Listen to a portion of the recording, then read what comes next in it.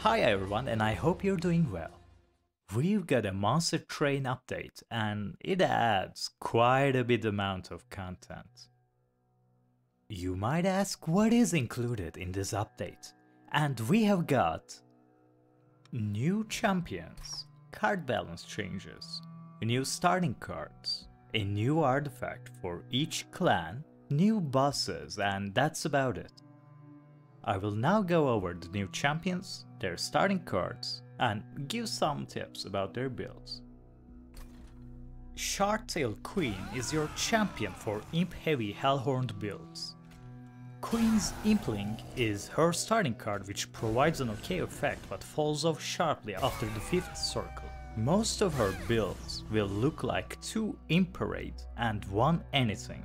If you're getting 3 Imperates, make sure you got the space to cast 2 imps every turn, as you really don't want those guys shuffling back into your deck.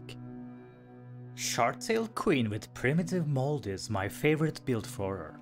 Enters the battlefield effects work fairly well with Reform, so you should get at least 2 Imperates, the last upgrade is up to you. This build has a really strong early game due to recurring imps chump blocking everything and Shardtail Queen's strong base attack, but you need some strong rares for the late game punch. Look for a Stealer of Crowns, Bounty Stalker or Transcend Imp to beat the run. Wild Anton is the more offensive Awoken champion.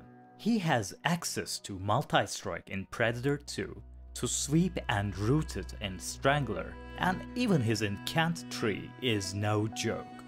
I feel like he is the strongest champion of Friends and Foes. Wild Anton gets Root Seeds as his starting card, which obviously was made for him. No other creature in the game gets both Sweep and Multi-Strike, so no one gets as much value from plus attack as he does. The extra card draw is also really good for Stygian or Umbra. My favorite build for him is Wild Anton with Foregone Power. Strangler Wild Anton applies Rooted to his level as long as he is alive. This is excellent for Pirebound and Frostbite effects. If you can get the Sapping Totem or the Frostbite Totem, you are golden. Solgard the Martyr is the Stygian champion. Every build he has is good, but has synergies with different clans. Frostbite is great with Awoken with Restore, as in that build he will need constant healing. His Phased build will also require healing, but works great with Umbra. His Nuking build requires spell weakness support, and therefore the least help from an ally, so Hellhorned and Awoken both work great here. He has the Foregone Power as his starting card, which is a little bit iffy, but still a lot better than Frozen Lands.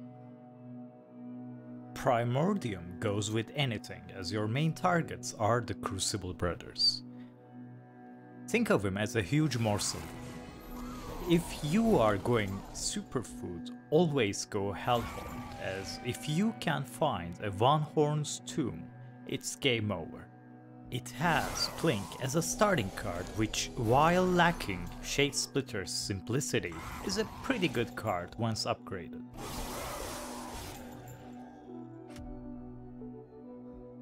For a Little Fade build, you either go for a combo of Firelight and Eternal Flame, or go all in on Little Icarus. A potentially infinite scaling champion is extremely valuable. Her starting card is Primitive Mold. Gives early access to Reform mechanics, albeit random. You are, however, giving up Drake for it, which is the best starting card there is. What about balance changes then? Let's take a look. Impressive is now attuned. That actually makes Impressive a worthy consideration, an auto pick if you are playing the Shardtail Queen. Ritual of Battle rage gain increased from 8 to 10. Honestly, Ritual of Battle was already not a bad pick at 8 rage. At 10 rage, they are pushing the card hard. It is very usable, I think.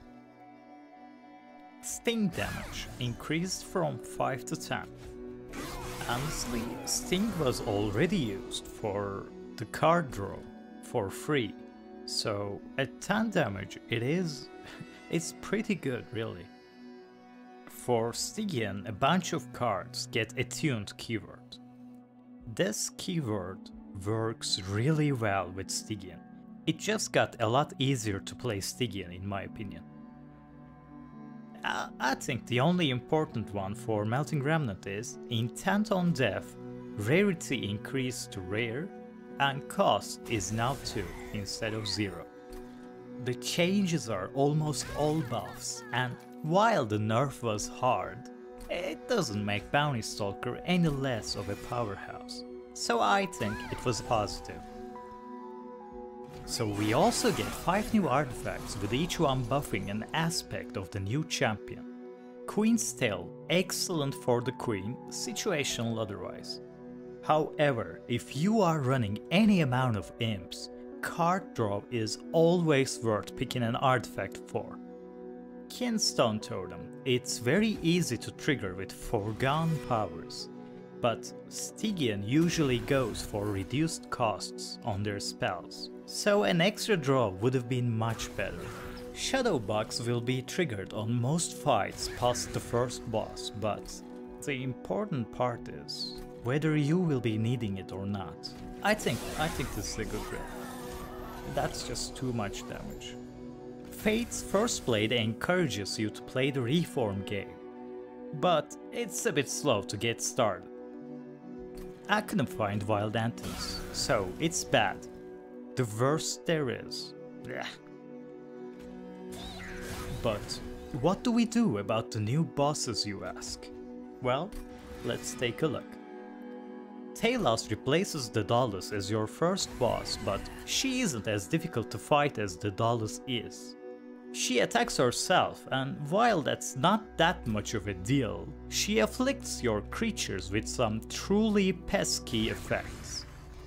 If she is Soul Sucker, she will afflict with Sap 1, and her attacks will daze.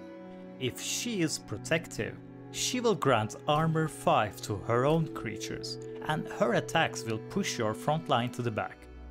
This is probably the most dangerous Talos. If she has Empowering Offense, enemies will enter with rage, and Talos gains armor on Slay. Up next is we have Arcus, who replaces Fel, and Sin of Darkness Arcus is vastly stronger than Fel, and Sin of Failure is about equal. If he has Sin of Darkness, he will summon Blinding and Looming Darkshards.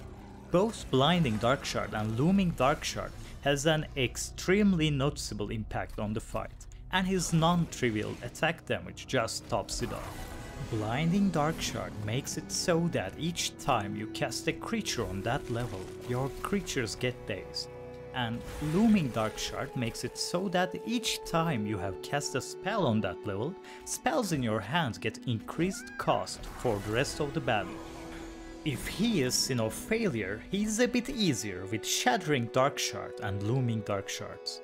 Shattering Darkshard applies a weight of contrition upon you if any of your creatures die. That's not something that should be happening anyways, so it's moot for most builds. Against him you should avoid triggering his Darkshards at all costs, as failure to do so might result in a hasty defeat. And lastly, Seraph the Impatient is the new alternate end boss. He gets increased damage if you summon anything on his floor, so don't do that, and applies melee weakness that increases physical damage taken by 100% for each stack. That practically ensures no frontline is staying alive long enough against him, so consider building up multiple levels. I believe this Seraph is the weakest one right now. So, If you want more advanced guides, let me point you at this playlist. And if you like the content, subscribe button's always here for you. Thank you for listening to my ramblings, and have a good day.